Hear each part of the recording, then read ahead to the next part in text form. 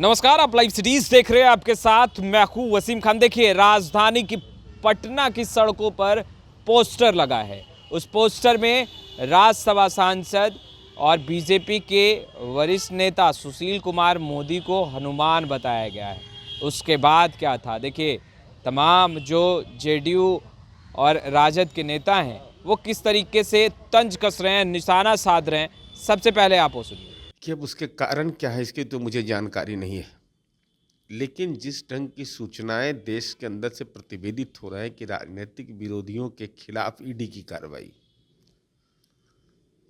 ED को निष्पक्ष होना चाहिए और निष्पक्षता का पैमाना ईडी स्थापित नहीं कर पा रहा है।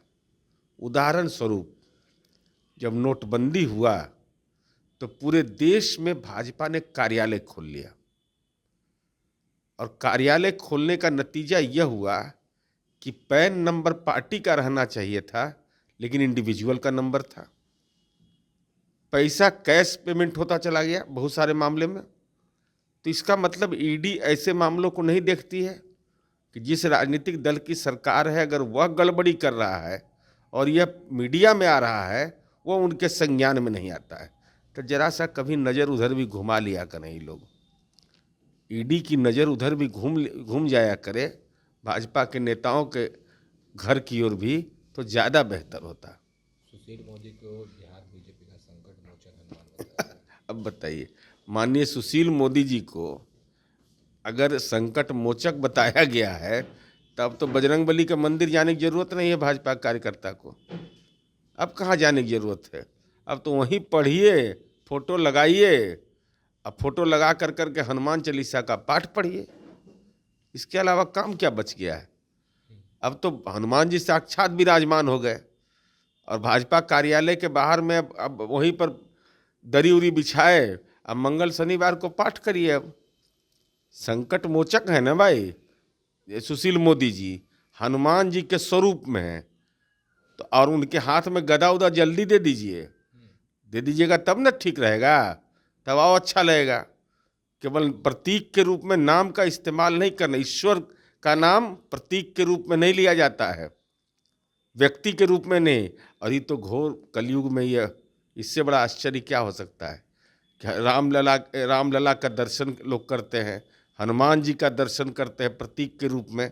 अब तो साक्षाते विराजमान हो गए हनुमान जी। तो जाइए, दंडवत करिए, ओम हनुमते नमः का जाप करिए सब लोग। देखिए, अब बीजेपी के लोग ही आदरणीय नरेंद्र मोदी जी को संकट मोचक बताते रहे ना भाई। अब आदरणीय सुशील मोदी जी कह रहे हैं हम संकट मोचक हैं, तो पहले दोनों फैसला कर लें कि संकट मोचक हैं कौन। अब ये सब संकट मोचक तो कोई काम नहीं आ रहे हैं। बीजेपी का तो संकट बढ़ता ही जा रहा है। पहले बिहार के सत्ता से बेदखल हुई तो संकट मोचक तो कुछ नहीं कर सके। अब देश की सत्ता से विदाई की तैयारी है, तो संकट मोचक बीजेपी के जो भी है वो संकटों से उबार नहीं पाएंगे बीजेपी को। इसलिए ये सब जो है संकटे हैं बीजेपी पर। अच्छा, ईडी, सीबीआई, तमाम जो सरकारी जांच एजेंसियां हैं, उनकी दबिश अब बढ़ती जा रही है। देखिए, जो राजनीतिक लड़ाई बीजेपी नहीं लड़ पा रही तो भेज दे रही है आईटी, ईडी, सीबीआई। इससे कोई मतलब नहीं है, कोई फर्क पड़ना नहीं है। जांच एजेंसी वाले भी बेचारे क्या करें, उन पर दबिश है, उन पर दबाव है। तो इससे ना कोई घबरा रहा, ना कोई विचलित हो रहा है। सब चीज़ का सामना किया जाएगा। लोकतंत्र, जनतंत्र में तंत्र नहीं, जन का चलता है। जनता की अदालत सबसे बड़ी अदालत है। और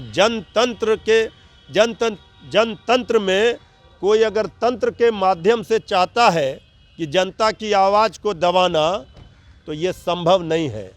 जनता में वो ताकत है कि बड़े से बड़े तंत्रों का मुकाबला कर सकता है। यादव की मुश्किलें बढ़ती दिख रही है। किसी की मुश्किलें, ये सब चलता रहेगा। जिस दिन जब बिहार में सरकार बनाई गई थी, बीजेपी को हटाया गया था, उसी दिन से पता था कि ये सब चलेगा। तो देखते रहिए ना आगे आगे क्या होता है। यहाँ कोई घबराने वाला है? तेजस्वी यादव जी ने तो कई मौक़ों पर कहा है कि हम बात कर रहे हैं पढ़ाई कमाई की, हम दे रहे हैं रोजगार, तो ये भेज दे रहे हैं ईडी। इससे होना क्या है? कुछ नहीं होना है।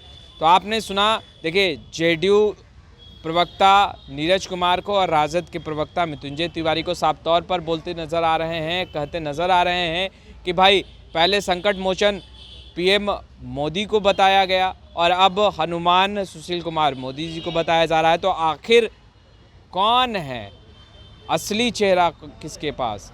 ये तमाम बातें अब जेडीयू और राजद के नेता पूछ रहे हैं। खैर, इस वीडियो में इतना ही। आपका बहुत बहुत शुक्रिया।